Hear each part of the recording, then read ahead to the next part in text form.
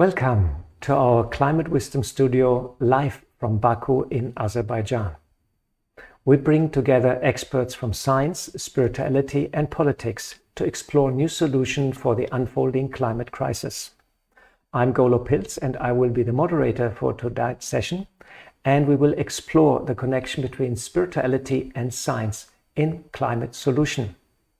It's day 3 of this COP29, and at present, the climate summit is going on, and heads of states from around the world are making their case for more funding to tackle climate change. This COP is also dubbed the Finance COP, and the world's top multilateral banks have pledged more climate funds up to $100 billion per year. But if we see that the damage is already much higher, it's a question if that will be enough. Meanwhile, latest science reports say that global warming is accelerating and the impacts are unfolding much faster than expected. For example, methane gas emissions have risen much higher than expected, and the highest rate since they are on record. Countries also gave the go-ahead to carbon credit quality standards, which are critical to the UN-backed global carbon market that would fund green projects. I'm glad to have 2 experts with me today to shed more light on these rather complicated issues. I have with me Isabel Pereira.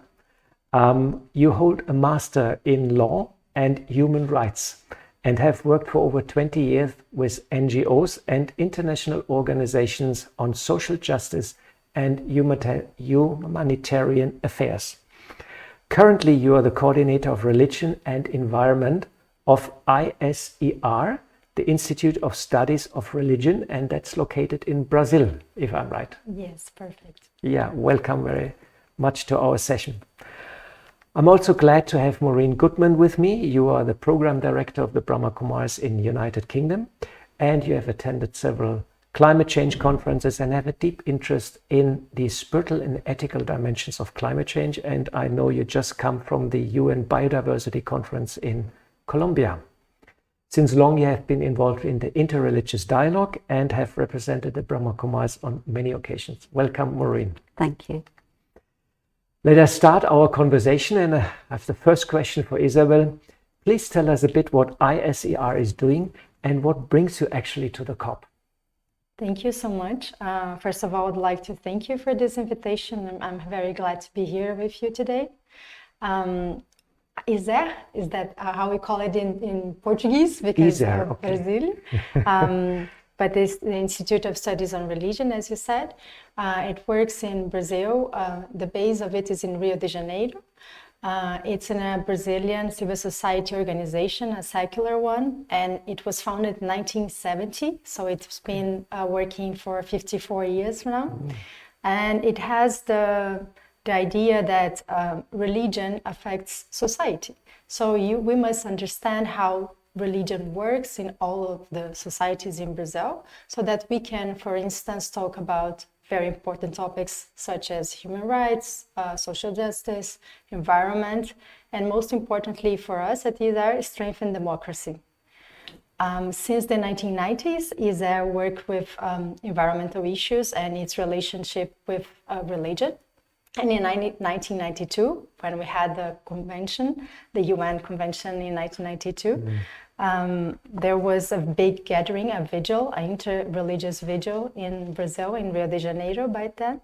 And ISER was one of the organizers of these vigils. And from then on, we did a lot of studies, of training programs that was about this intersection of environment and religion. And in 2015, we founded the Faith in Climate Initiative because of the Paris Agreement and also the Laudato Si movement, where we engage religious communities in facing the climate crisis. So you also deal with indigenous communities in Brazil? This Faith in Climate initiative, it really works with religious leaders and also representatives from original populations, such as indigenous peoples, and also in Brazil we have the Quilombola people that are the Afro-descendant traditional communities.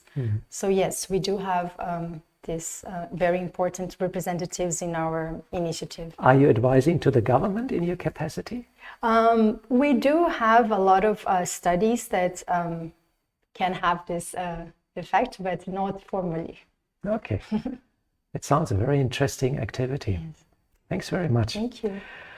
Maureen, I know that the Brahma Kumaris is quite active here at the climate conference in the interreligious dialogue, and there's also a pavilion where we have a couple of programs.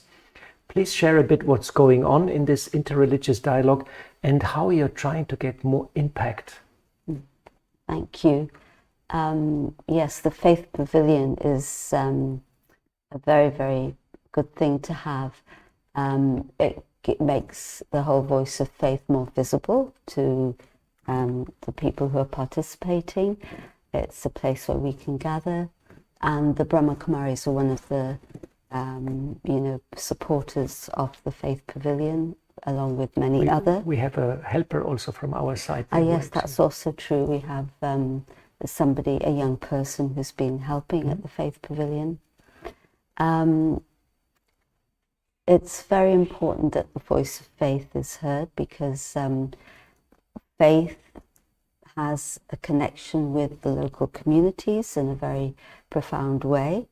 And within our faith traditions, there's a lot of wisdom as to how to work with the earth, how to preserve our biodiversity, and so on. And so, and I remember one executive secretary from a former biodiversity conference saying, it's so important to read your scriptures and understand, otherwise you won't have food on the table. So very important. And so we're part of that, and we're also part of the Interfaith Liaison Committee, which has been around, I think, maybe about 15 years, something like that. And in fact, one of our Brahma Kumaris sisters is co-chair of that, together with a reverend from the World Council of Churches. And every year they create a call to the governments. So they consult with all the faith communities, and this year they've prepared a call to the governments. And the preamble of it is saying that we call for decisions to be made on the basis of honesty, compassion, and trust. And then it also speaks about attitudes towards climate finance and takes up various topics. And so that will be presented to the Executive Secretary of the Climate Change Conference at some point within these 2 weeks.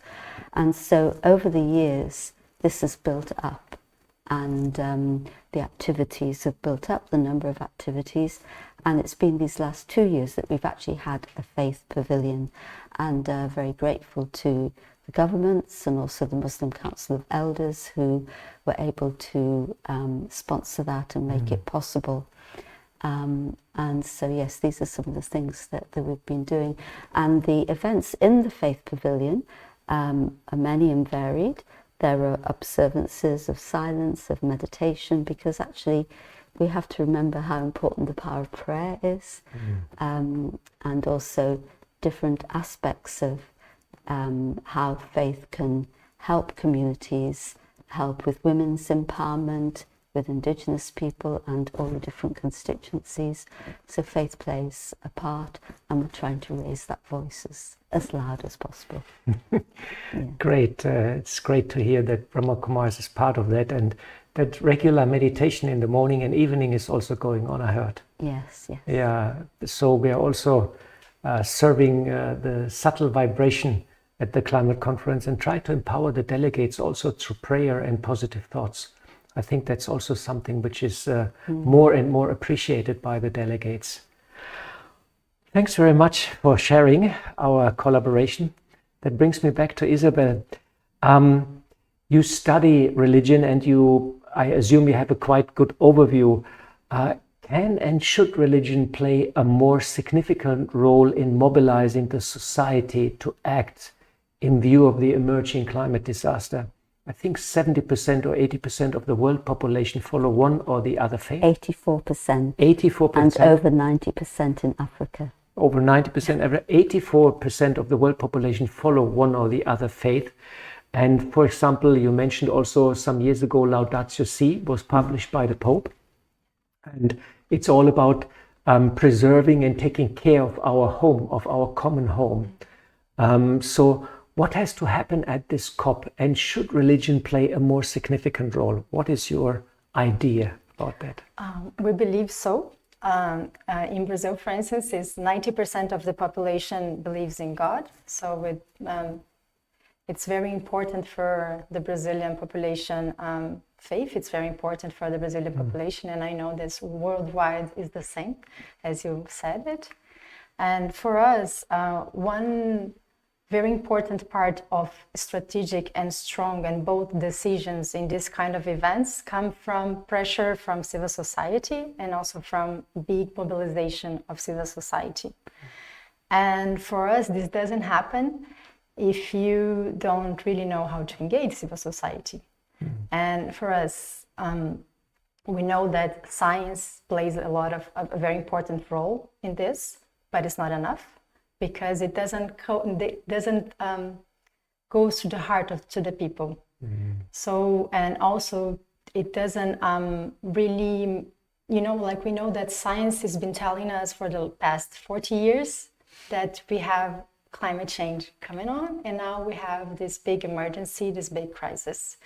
So we understand that now we need more than that. Science is not enough. We need a lot of information. We still need many more developments in science to help, but we need to touch the heart of people. And that we know that religion and faith can play this role.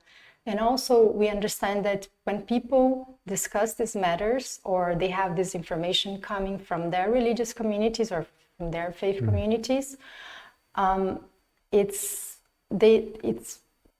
better for them to trust it. They trust it more when they have this information coming from there, because it's a place where they feel welcome, where they do have people that they love and they also trust. So we do believe so. That's fantastic. So it's just a question that we all join hands, that all organizations of faith join hands. It's an incredible power. Then 84% of the world population are connected. You have a belief system, it's an incredible power when it comes together. And just a compliment, when we're talking about this COP and the next one, COP30, for instance, there are a lot of organizations and also faith communities that are coming together nationally in Brazil. And of course, we want to be a part of a very big international group of faith organizations that come together and do a very big mobilization there in COP30. I think this will be a very important part, and we are calling for an inter-religious vigil there in Brazil, and also a lot of other activities will going on. So this will be very important to have the international faith community together there also. The next climate conference will be in Belém. Huh? In Belém, yes, Belém, in the Amazon. In the Amazon, which is affected by climate change quite dramatically. Dramatically, yes. We have been having droughts, very, very serious and extreme droughts for the past 2 years there. Imagine in the Amazon, which we always consider to be the green lungs of the planet Earth. It's very sad. It's really very sad, and the population there is thriving a lot this past 2 years. Okay. So that's a very interesting answer, and this gives also hope, about the power of the gathering and the power of the world community, So we just have to all unite, which is a bit of a tricky story also. Maureen, our topic is today spirituality and science. They have to find a solution for the climate crisis. In the Brahma Kumaris, we talk a lot about science and silence. And silence plays a very important role for us also in meditation. Can you explain a bit what's the power of silence and how it maybe empower science and guide science to find the right pathway for the solution? Thank you. But just want to comment that I know they're preparing in the Faith Pavilion already, thinking about I'm sure they've been in communication, so Yes. we're looking forward to that collaboration very much. The power of silence is actually a very great power, and it's the power of your inner world. It's the power of consciousness. It's the power of awareness. But what kind of awareness? A spiritual awareness, an awareness of our original identity.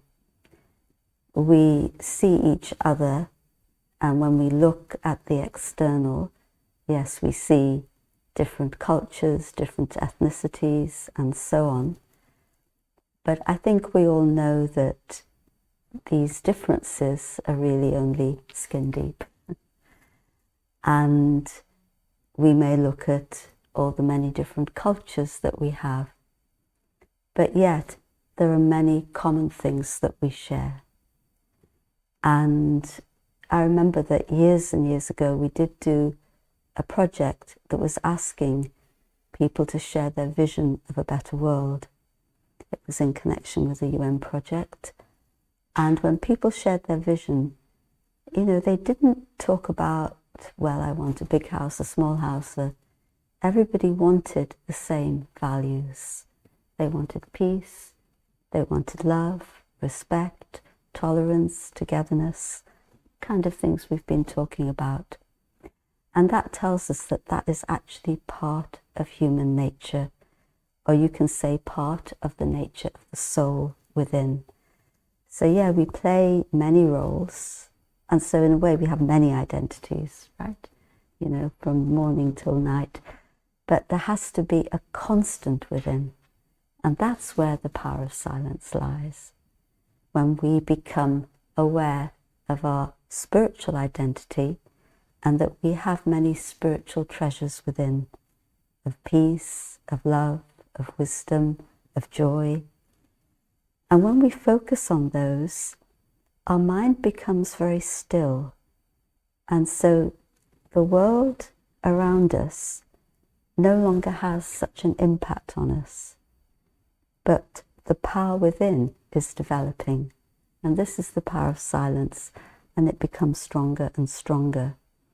And you can also call it the power of prayer. I mean, it's there in all our... Maybe also creative potential. Creative potential, but it's there in all our traditions. And this is a great transformative power because it's using these original qualities that are actually eternal in nature, and they can't be diminished by the external influences.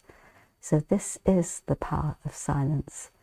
And so when this kind of power comes into the world, then many things change. And hearts are touched, we come together, but even the very elements of matter respond to this power of silence and are calmed down. And science will get guidance also. And science will get guidance to go in the right direction. Yes. Very interesting how you describe this inner world, these inner qualities. When you go into them, the mind comes down and goes in silence, and then the power is growing, the inner power is growing, and then this inner power can go to the outside and start doing its good work. Yes. It's a beautiful analogy. Yeah. Thanks very much, Maureen, for sharing. Thank you. This brings me back to Isabel, and it's a bit more a personal question, the tricky one. We discussed it before. And it seems humanity lost a bit its path. And it seems also we lost a bit connection to the divine, you know, like without real orientation. I mean, we all go for latest gadgets and for latest technology, but that's not the real thing. We seem to have lost our compass. And we also crossed several tipping points in climate. And it seems humanity by itself will have problems to solve the crisis. And you study religion a lot. And can you imagine an intervention from above? Help from God, maybe? What's your idea about that? Share with us your insight. So this is a very tricky question. I'm not going to speak as a person who studied religion, but it was very interesting that I talked to a colleague that worked with me, Sarah, and she said she thinks that's a simple question. Of course we have help from the divine, because the divine has already helped us. And I said, okay, explain it to me. Because I was thinking a lot about this. And I was really thinking. And then she said, well, God gave us the ability of consciousness, of loving, of respect. So we have to use it. So I think that this was for me a very interesting way of looking at that we already have all that's needed for us to do the change. And so this divine power is already acting in us and has already acted, and we just have to use it. And also what we were discussing is that for this to happen, we really have to bring these values and change systems, because otherwise we won't be able to really change the crisis that we are living. And so I think for me, I agreed with her, and I think this would be my answer for this question. That there is already help from above, and in Yes. future more may be going to happen. Exactly, that we need to use whatever Yes, has been yeah. given to us already. Yeah. In Brahma Kumaris, we practice a lot of yoga or meditation, and Yes. an old Sanskrit explanation for yoga is connection with the divine for self-enlightenment. Yes.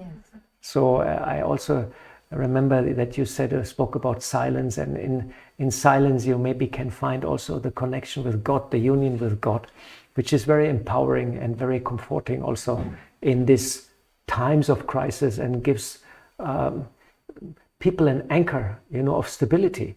Because when I was at the COP today, I a little bit heard in this pavilion, then I heard a little bit in that pavilion. It was very confusing messages everywhere. Everyone was very busy, and then I said a little bit, went into silence, and I said, okay, my anchor is my spirituality, is my divine connection with the light.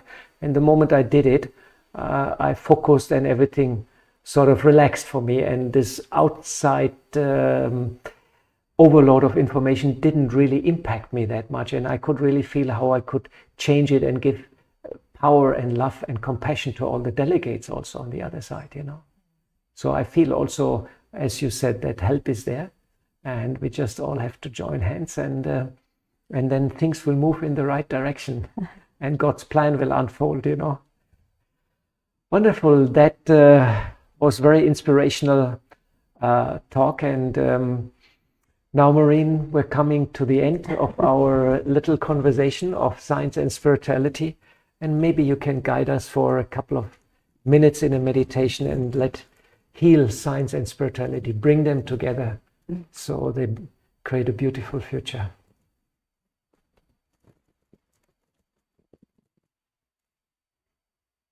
So let us prepare for a journey within.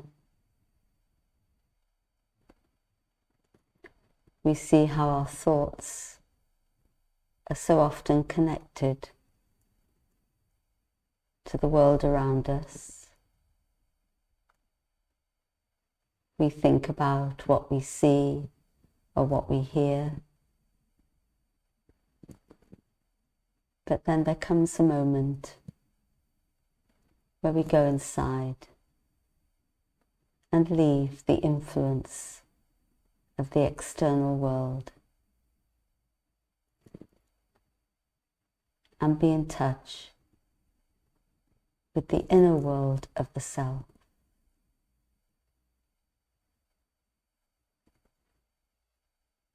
I become aware of my eternal identity that is constant, unchanging, and in that identity is the power of peace. I am a being of peace.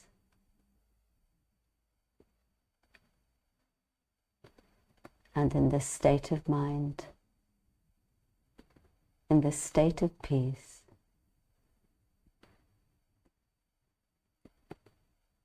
I can go beyond and connect with the source of peace, with the divine. I feel that divine peace washing over me, bringing me comfort and divine love, healing me. And as I feel myself, the love and peace of the divine overflows through me into the atmosphere around me, into the world, to bring peace, to bring healing, to bring a better future for all of us.